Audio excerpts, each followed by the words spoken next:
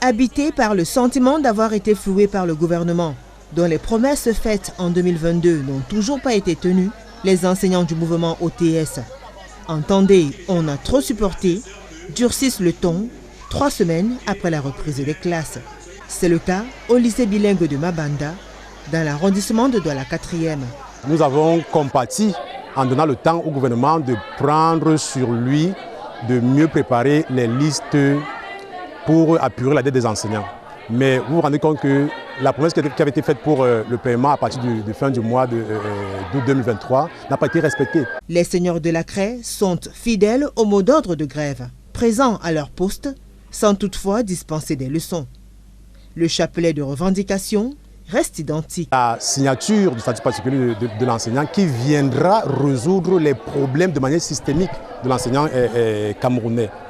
L'automatisation des effets financiers des actes de carrière et l'apurement de la dette totale due aux enseignants pour que nous puissions être remotivés à reprendre le chemin des classes pour faire cours à... Au lycée bilingue de Bepanda, à Douala 5e, les choses se compliquent davantage.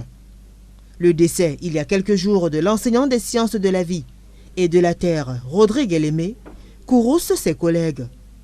Ce dernier a rendu l'âme alors qu'il espérait bénéficier de ses droits. Au moment où notre collègue Elémé, paix à son âme, rendait l'âme, il n'était pas encore entré dans ses droits. Tout le monde a pu constater qu'il avait été programmé pour mai 2023.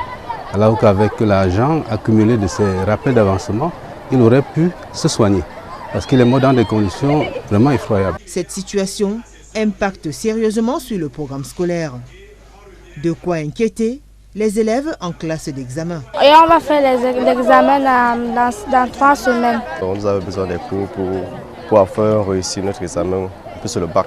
Le mouvement OTS est également observé au lycée technique de Sarmelima, dans le sud Cameroun. Une réaction concrète de l'État pourrait faire bouger les lignes.